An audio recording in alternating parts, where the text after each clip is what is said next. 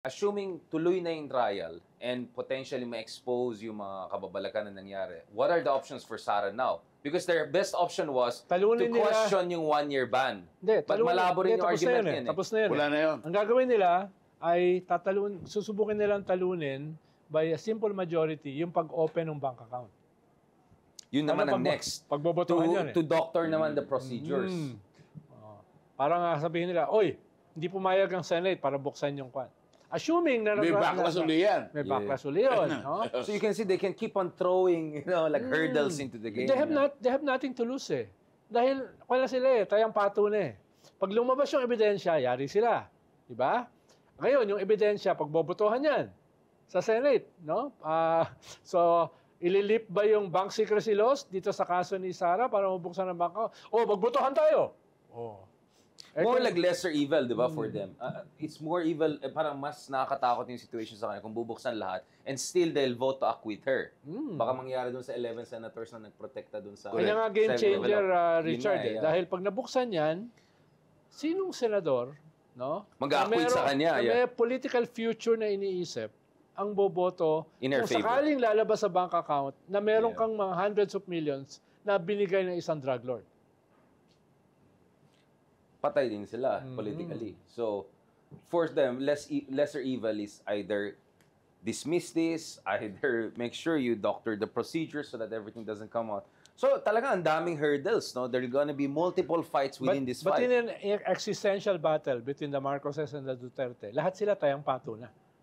No? Although nako-confuse ako sa Marcoses sa kanilang dili-daling no, na nakataya rito, survival nila eh. Nakataya rito yung kanilang very political as well as physical existence. Hindi pwedeng dili-daling. Kailangan go for the jugular. Tsaka si Sara, ano yan? Benchful yan.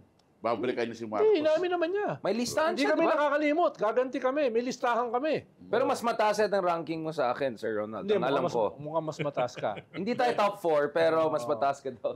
Mas mataas ka, no? Tapos si Manny Mugato, hindi malayo. Balik ka lang yung bank accounts. Top 100, top 100. The bank records can only be subpoenaed by or summoned by the impeachment court, or can the prosecution panel subpoena it? Hindi ko alam. Kailangan i-approve ng Senate. Hindi ko sure yung rules ano. of Senate. It needs to be They have to approve it, voted on by the Yes. impeachment Hindi court. lang yan pwedeng gawin motu proprio ng prosecution. Kailangan ng i-approve ng senators. So tama si Ronald eh. Kasi court yan eh, court. Yeah. Di ba? If they cannot beat this institutionally, they'll beat this procedurally. So what are the chances that you can get a majority to vote for the subpoenaing of the bank records? But they look more guilty, di ba? If they particularly just try to block that, they will look even more guilty. But do you think it will matter to them? Yeah, but tama si Ronald. It's a question of lesser evil. Do you want to pass that point and then protect her, or you don't want to go at that point to begin with? Diba? Matagal pa election eh. If you do it now, elections are 3 years down the road, baka people will... Makakalimutan na. Oo, baka iba ng issue by 2027, 2028. But that's where also Ronald is right in the sense that the big elephant in the room is Malacanang willing to also breathe down their shoulder to say there's a cost. If you keep on trying to shield this person procedurally, institutionally, legally, there's going to be a cost. And Malacanang has leverage at the end of the day, Sir Ronald. Huge leverage. Daming leverage ang Malacanang. Huge leverage. Pwedeng i-arms twist. Napaka-confuse nila eh. Yun ang Deus Ex Machina eh. Yun yung Deus Ex Machina dyan. Hindi ba klaro sa kanila kung ano yung gusto nilang mangyari? What's in it for them and what they need to survive? Lahat kasi yan ay naka-concentrate sa presidente. So, depende kung sino nag-a-advise sa presidente. For now, wala akong nakikitang political advisor. Bakante yung posisyon. Tapos, wala rin ako nakikitang tunay na political party. Di ba? Yeah. Yung isang partido na pwedeng impluensyahan yung presidente. So, nasaan yung impluensya ng presidente? Yan ba ay last song syndrome? Kung sino yung huli niya nakausap? No? Tapos, pag may nakausap siya ulit, magbabago?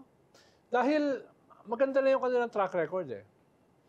Na napakulong Si napakulong Kibuloy. si Digong, no? Napakulong si Kibuloy, di ba? Na pa-impeach si Sara. Ngayon pa ba sila magbobok? Yeah. Ngayon pa ba sila All in na sila, mag-hesitate, di ba? Too much assassination threat under the bridge. Ibig sabihin, Di ba? So, yun ang mas Hindi nakakapagtaka. talagang nakakapagtaka yung, yung position ni Presidente na ayaw niyang pa-impeach. Hindi, okay lang naman kasi yun as public posturing. Dahil presidente ka, parang sagwan naman, pinapa-impeach mo yung vice president mo. Parang meron Diba? kang Self-interested. Oh, Yeah. separation. Ikalawa, sinasabi mo, may separation of powers. No? Yung House, yung Senate, yung Supreme Court, yung Executive. Pero, So gusto mo i-maintain yung ganung mythology.